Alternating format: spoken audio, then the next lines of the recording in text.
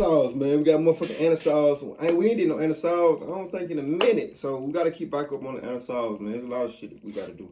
And cap, well, I gotta do, not y'all. Y'all just gotta watch the shit. You think I'm playing, huh? Okay. You think I'm playing, huh?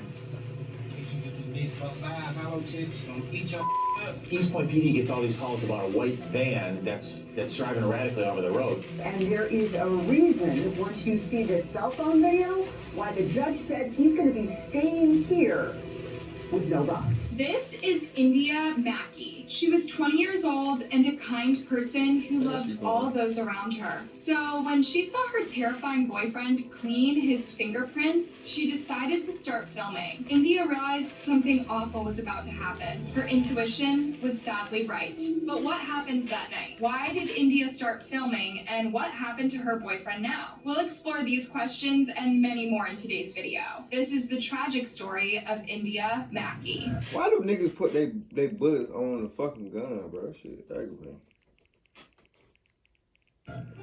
On November 18th, 2019, at around 5:30 p.m., law enforcement in Warren, Michigan was notified of a swerving car. East Point PD gets all these calls about a white van that's driving erratically over the road. A man was driving his car way over the speed limit through residential areas, going from side to side. Officers knew they had to intervene fast, lest he make a terrible accident. Perhaps it was another case of DUI, they thought. But when they pulled him over near 9 Mile Road, the officers were left in disbelief. Next to this teenage boy was a lifeless body. 18-year-old Kevin Dixon had no way out. He was quick to identify the body as his girlfriend, 20-year-old India Elise Mackey. Dixon told the officers that India had a terrible accident at his place that night. According to him, she wanted to play with his firearm when it went off, unaliving her in front of his eyes. He was very confident in telling this story. But then the officer's million-dollar question was, why was India in his van? Dixon proceeded to tell lie after lie, stories so conflicting that he didn't even know how to go on. He was arrested and charged with first-degree murder. Later that night, detectives would discover an even more tragic layer to this story. Dixon still had India's phone on him, so detectives seized it as soon as he was handcuffed. I don't know if I'm tripping, but that nigga look like the baby.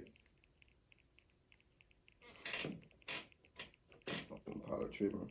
When they went through it, they discovered a very recent video. It had been shot just hours prior to Dixon's arrest. India had filmed her own death.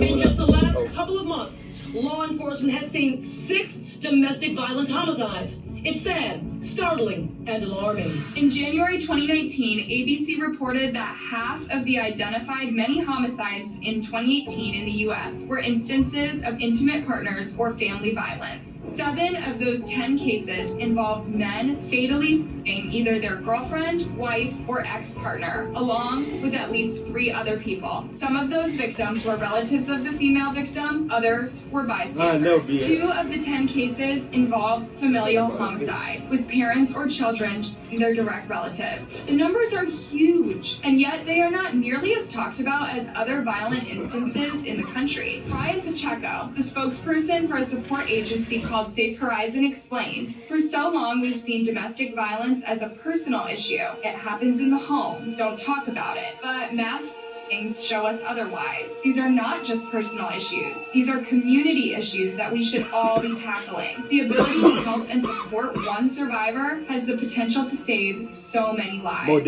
Here's an even grimmer stat. A 2017 United Nations report concluded that, especially for women, some of the deadliest dangers are at home. Over 58% of women who are intentionally murdered around the world lose their lives at the hands of an intimate partner or family member. A staggering 82% of victims are female in intimate partner homicide cases. I ain't gonna lie, my hometown, it was my hometown. I was young, but I remember this story so vividly.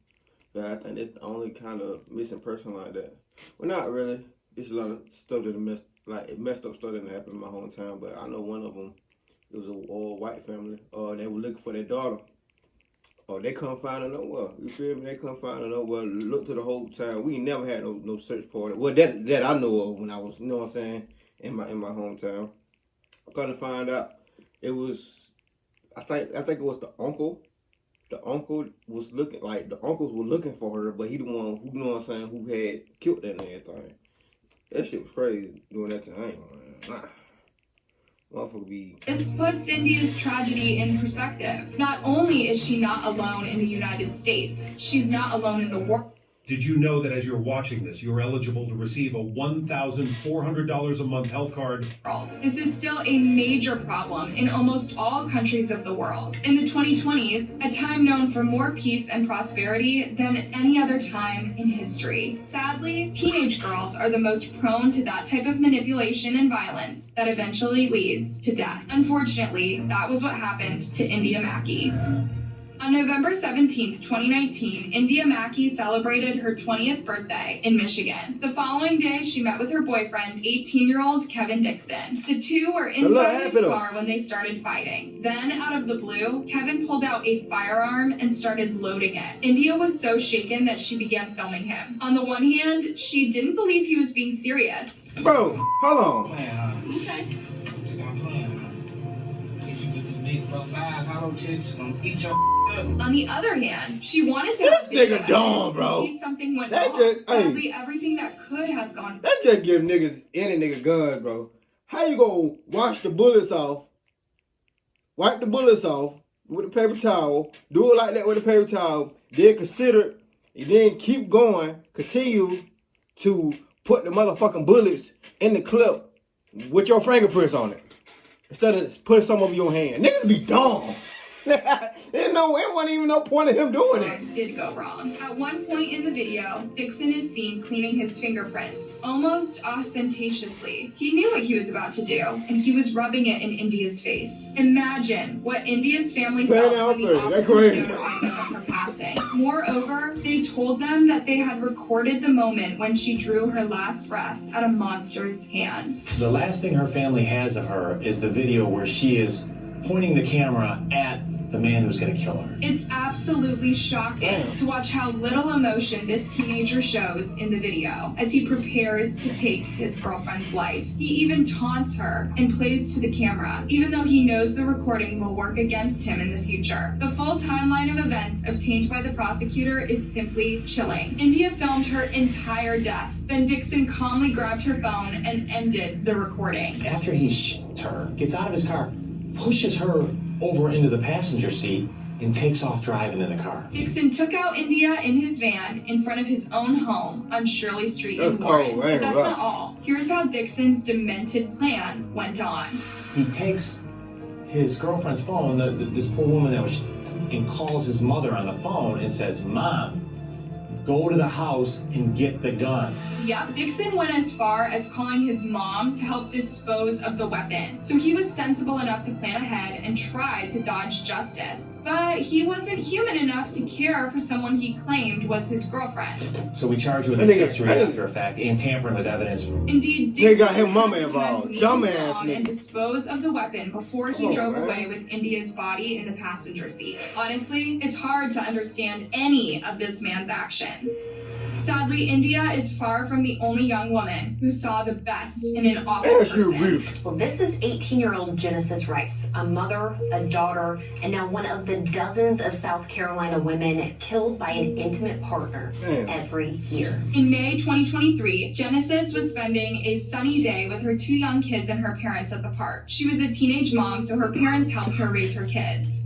It was a sweet moment because it was just a day full of laughter and joy and just playing games. A few days later, Genesis's lifeless body was found in her bed at home. The following day, her 22-year-old boyfriend, Akevius Lindsay, was charged with unaliving her. He was not only her boyfriend, but the father of her two children. He was uninvolved in raising his children, violent, and erratic. Now he had done the worst, and Genesis's family never saw it coming. We met him. He's coming to our house. They got two kids, ain't there for the kid, and shoots the mother. So the parents still ain't, the kids ain't got nobody. And you know what kind of cycle that repeats? The same cycle. So when your kids grow up, they're gonna do the same. I hope it ain't no boys. So they're gonna do the same shit that they seen you do, or probably, You know what I'm saying? The same cycle go around, bro. It goes around. And we just look at it like any other relationship. She was really at a point in her life where she was really just accomplishing a lot. Genesis had recently gotten a steady job and moved into an apartment that she shared with her girlfriends. But Akevius was increasingly horrible toward her, and Genesis did not want to burden her loved ones with this. Yes, that's right. The $6,400 health subsidies are real. Under this program, everybody who makes... He kept the increasing violence a secret from her family. Genesis really wanted people to be proud.